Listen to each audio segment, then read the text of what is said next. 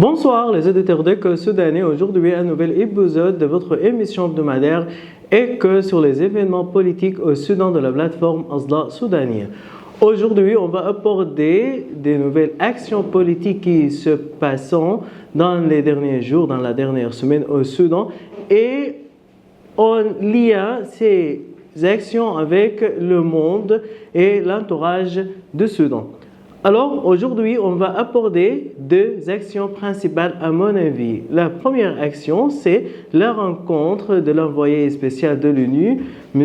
Pika Vistou, avec le président de la Conseil de transition, M. Abdel Fattah al-Burhan.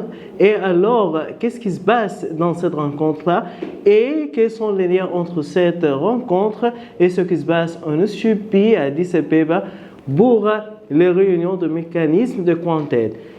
Et à mon avis, ça c'est très important d'aborder ce sujet-là parce que c'est l'influence politique au Soudan dans ces jours-là. Alors, les réunions de Quartet qui se passent en Éthiopie se déroulent dans un objectif très fixé, c'est d'avoir une paix plutôt globale et durable au Soudan. Et alors l'envoyé de l'ONU, M. Havistu, a dit ça au président al-Burhan. Et alors, dans cette discussion-là, l'ONU facilite les processus et les événements d'avoir une paix au Soudan à côté des composants régionaux et internationaux. Mais à mon avis, ce qui est très important à aborder, à dire que la communauté internationale et alors les différents mécanismes créateurs, mécanismes Wanted, et alors aussi les pays, etc., tout ça, tous ces composants de la communauté internationale visent à réaliser ces objectifs. Mais alors, il faut prendre en considération toujours l'objectif du Soudan, l'objectif des Soudanais. Quels sont les principes de la paix au Soudan? Pourquoi les Soudanais abordent toujours des problèmes? Dès l'indépendance du pays en 1956 jusqu'à aujourd'hui, il y a beaucoup de problèmes, beaucoup de différends entre les Soudanais. Même ce qui se passe, alors on ne suit dans la réunion de Quartet et alors la malcompréhension et la malfaite de ce qu'on appelle le bloc démocratique et les différentes déclarations dans le même temps, différentes déclarations qui sont totalement négatives, qui sont totalement dans le même cadre, dans le même chemin. Donc c'est pour cela, trouvons que toujours il y a des problèmes en ce qui concerne les politiciens soudanais. Le Soudan, ce pays africain très riche, très vague et le cœur du continent d'Afrique, c'est toujours divisé, c'est toujours à des objectifs pour la communauté internationale de diviser, de séparer. Oui, c'est vrai que l'impérialisme international a réussi à diviser le Soudan, séparer le sud du Soudan. Et maintenant, nous avons deux pays. Avant, nous avons un seul pays. Et maintenant, cet impérialisme-là cherche toujours à réaliser ses objectifs. Les objectifs de quoi? Les objectifs de projets de nouveau Moyen-Orient et de Grand Israël. Donc, c'est pour cela qu'il faut que les politiciens soudanais comprennent ce projet-là et prennent en considération alors les principes de ce projet. Le projet, ça a déjà existé depuis longtemps. Les choses qui se changent, ce sont les stratégies et les mécanismes de la réalisation des objectifs.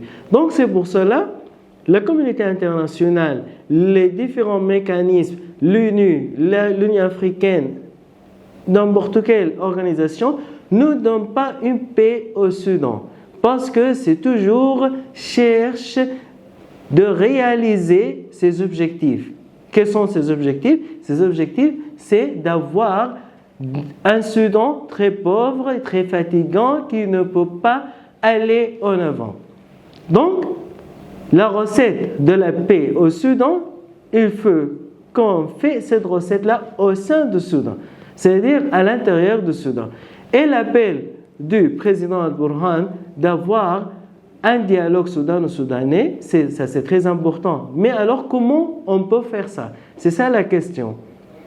Et on peut faire ça quand on a le sens, on a la volonté de rédiger, d'avoir des philosophies, des stratégies et on a des points de commun pour réaliser ce paix, pour avoir des définitions pour c'est quoi le Soudan, quels sont les objectifs du peuple soudanais, quels sont les objectifs des politiciens de la politique soudanaise.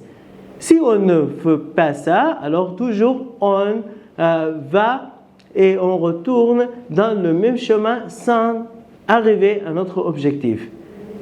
Donc, c'est pour cela qu'il faut prendre en considération, à mon avis, ces objectifs-là. Notre deuxième sujet pour aujourd'hui, c'est la crise des réfugiés soudanais.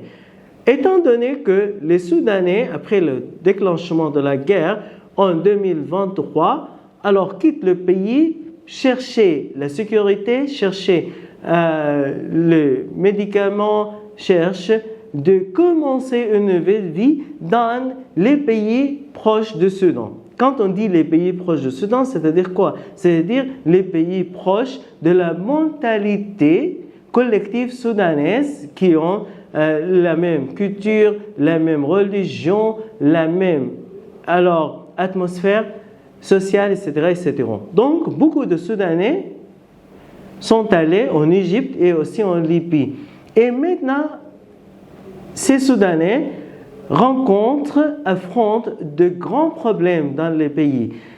Et pour comprendre le sujet et le dossier des réfugiés soudanais, il faut savoir que la sécurité nationale des pays, c'est une décision souveraine. C'est-à-dire quoi? C'est-à-dire les pays cherchent de garder, de sécuriser les frontières pour qu'il y a des problèmes maintenant dans le continent africain en ce qui concerne les problèmes de terrorisme et alors de groupes aussi armés, etc., etc. Donc c'est pour cela, quand l'Égypte, par exemple, prenne des décisions et alors apporte des lois en ce qui concerne l'organisation des dossiers de réfugiés, il faut qu'on comprenne que c'est fait en ce qui concerne la sécurité nationale d'Égypte. Avant le projet de diviser le Soudan, c'était, comme je viens de dire, avant beaucoup de temps. Et alors, cette milice a fait beaucoup de processus dans ce sujet-là. Alors, il y a beaucoup d'Arabes de la diaspora qui sont allés au Soudan et maintenant, ces Arabes ont la nationalité soudanaise. Ils ne sont pas des Soudanais, mais alors, ils ont la nationalité soudanaise et le passeport soudanais. Et ça va poser des problèmes pour ces pays, alors pour l'Égypte, pour la Libye, etc., etc. Donc, parce que ces groupes-là, alors, ont toujours des problèmes sociaux, des problèmes en ce qui concerne d'avoir et de trouver une terre pour vivre. Et le comportement humain de ces groupes-là, c'est toujours de tuer, de voler, d'avoir des crimes, de commettre des crimes contre l'humanité. Donc c'est pour cela, alors, les stratégies politiques abordées par les différents pays, c'est un fait en ce qui concerne la sécurité nationale de chaque pays. Au Soudan, nous avons commis beaucoup d'erreurs en ce qui concerne ce dossier-là et on ne peut pas demander aux autres de faire les mêmes erreurs comme nous avons déjà fait. Donc c'est pour cela, alors, il faut prendre en considération les réalités. Quand on veut analyser une action politique, il faut chercher dans la réalité de la décision de chaque organisme, de chaque pays. Voilà, chers auditeurs, c'est la fin de notre épisode de ce soir. Jusqu'à la semaine prochaine, je vous souhaite de passer de bons moments. Voilà, c'est ma salutation, Abdurrahman Choumena, et au revoir.